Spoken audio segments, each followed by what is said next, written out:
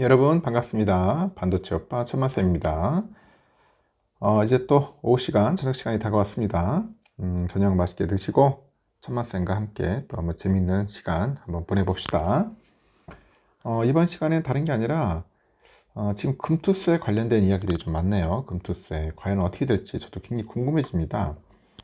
금투세 도입을 놓고 여러 이야기가 있는데 하여튼 전문가들을 모아놨어요. 그래가지고 이복현 씨가 모아놓고 어떤 이야기를 했을까 상당히 궁금해지네요.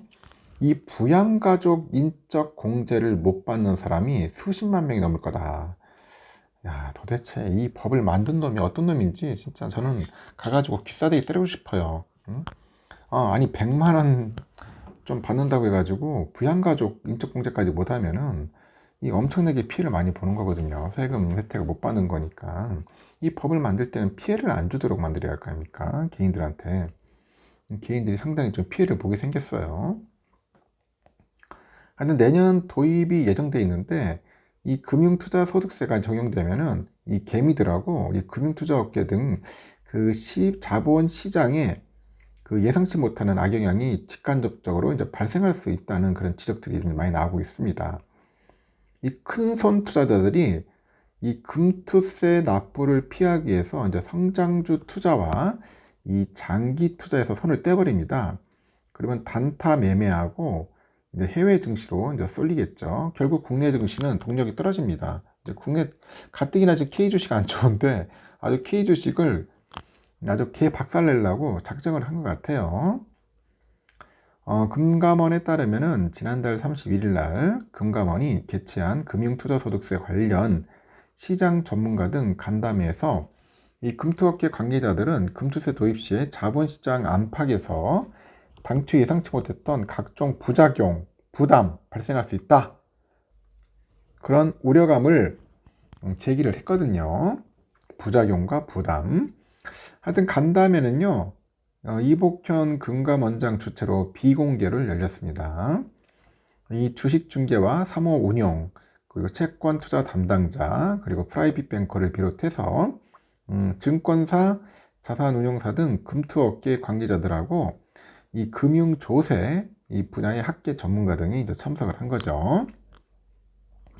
금투세는 여러분 아시죠? 이제 국내 주식에서 5천만 원입니다.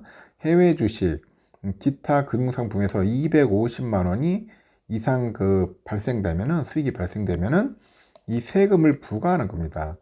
세금을 부과하는 제도인데 연내 국내 주식과 국내 주식형 상장 지수펀드 ETF죠. ETF 매매 차익 등 관련해서는 수익 5천만 원 초과분부터 그리고 해외 주식과 펀드, 뭐 채권 투자 이익 등에 대해서는 250만 원 초과분부터 이제 세금을 떼는 거죠. 세금 부과에서는 세금 부과선부터 3억 원까지는 여러분 아시다시피 22%입니다. 22%. 지방소득세 포함해서 3억 원 넘어갔다. 잃어버리면 27.5% 세율을 적용한다. 세금 많이 떼가는 거예요. 많이 떼가는 겁니다. 이복현 금감원장은 이날 기자들과 만나서 자본시장은 경제적인 이해관계가 예민하게 갈린다. 그리고 수많은 다양한 참여자가 있어서 제도 설계 과정에서 많은 것을 고려해야 한다. 이렇게 언급을 하고 있고 간담회에 참석한 많은 전문가들이 금투세는 적절한 과세 수익 획득을 비롯해서 세제상의 목적은 달성하지 못하는 반면에 이 시장에 미치는 부정적인 영향은 클 수 있다고 이제 지적을 하는 겁니다. 클 수 있다 이렇게 지적을 하는 거예요. 이날 회의 참석자들은 금투세가 투자자들한테 미치는 영향에 대한 면밀한 그런 분석이 반드시 필요하다고 하죠. 그래서 한 목소리를 낸 것 같아요.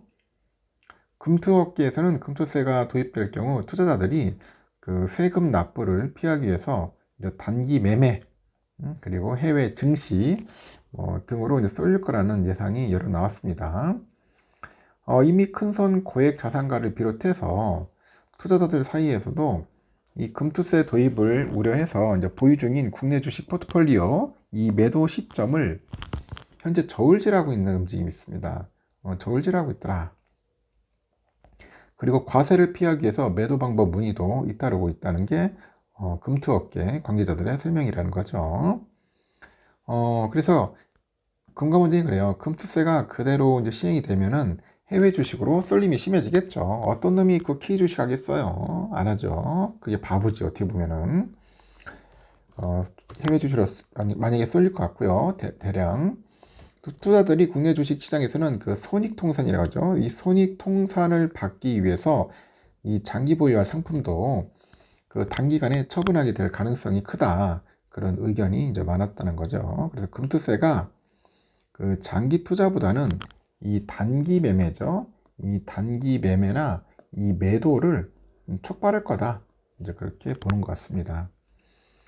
금융투자 수익이 5천만 원을 초과한 그 사람이라면 그 순순히 세금을 내려고 하기보다는 이 다른 손실 가능 주식을 팔아가지고 손실을 인식하는 식으로 이제 과세대상이 그 되기를 피하는 등 각종 투자 결정을 내릴 것이다. 그렇게 하겠죠. 참. 그러면 이 과정에서 불확실성이 늘면은 이 과세 대상이 아닌 사람들도 영향을 이제 받을 수 있다고 하는 거예요. 그리고 성장주에 대한 투자 이익은 그만큼 더 많은 리스크를 감수해서 얻은 이익인데, 이를 고려하지 않고 금융 투자에 대해서 일괄적으로 과세하면은 그 위험 상품에 대한 투자보다는 회수가 확실시 되지 않는 것들만 투자가 쏠릴 수 있다. 그런 겁니다. 그래서 장기 투자자들한테는 혜택을 줘야 돼. 세제 혜택을. 그래야지 꾸준하게 갖고 있지. 혜택이 없어요. 혜택이 없어. 제도 도입 자체가 투자자들한테 심리적인 영향을 주죠. 그 자본시장에 부담을 줄 수 있다는 그런 우려도 제기됐습니다. 이렇게 금투세 도입에 따라서 투자에 대한 세후 기대 수익률이 이제 줄면은 전반적인 투자 심리가 이제 위축이 되고 이제 잠재적인 투자자들의 이제 시장 그 참여도 저해할 수 있다는 그런 이야기입니다. 투자자는 미래 그 투자 수익에 대한 기대랑 그 희망으로 이제 저희가 되면은 자산 규모를 따질 것 없이 모든 투자자들이 영향을 받을 수 있어요. 특히 자본시장에서 부를 축적하고자 하는 젊은 세대가 더 큰 영향을 받을 거다. 이렇게 지적받는 거죠. 그리고 고액자산가 등 투자자들의 그 단기 매매가 급증할 경우에는 그 증시 전반의 변동성이 커져요. 결국에는 과세 대상자가 아닌 소액 개미까지 영향을 받는다는 그런 이야기가 있습니다.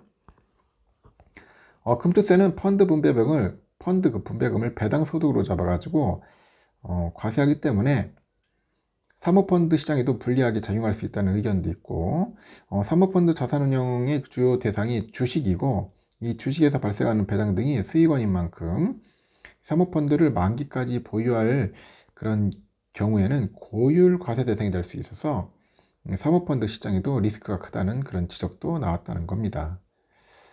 그래서 상당히 좀 안 좋다 그렇게 보시면 됩니다. 그리고 또 이 부양가족 관련된 것도 있는데, 이 금투세가 또 시행되면 일반 투자자들도 연말정산 환급금이 줄고요. 이 건강보험료가 인상됩니다. 기존의 세법상 소득으로 간주하지 않았던 금융소득이 반영되기 때문입니다. 금투세가 도입되면 금융투자소득이 과세대상 소득으로 분류되고, 기존엔 대주주가 아닐 경우 투자자가 주식 매매로 거둔 이익에 대해서 과세하지 않는 것과 대조적입니다. 그래서 부양가족이 주식과 채권 등에 투자해서 연간 100만 원을 초과하는 이익을 본 경우에 이 부양가족으로서 한 명당 이 150만 원까지 공제해주는 종합소득공제를 받을 수 없게 되는 거죠. 이 소득공제 규모가 줄어들면 과세 표준이 높아져서 연말정산 환급금이 줄어듭니다. 그리고 금융투자 수익이 이제 건보료 산정 범위에도 새로 포함돼요. 세법상 소득이 늘어나면서 건보료가 추가로 부과된다. 참 어떤 놈이 진짜 법을 아주 기가 막히게 잘 만들었네요. 아주 개미들 아주 작살내려고 아예 작정을 했습니다. 빨리 이 법이 폐지되든지 뭔가 좀 수정이 될 것 같습니다. 여러분들도 한번 살펴보시기 바랍니다. 삼성전자 투자한테도 상당히 좀 도움이 안 될 것 같아요. 여기까지 하고 저녁 맛있게 드십시오.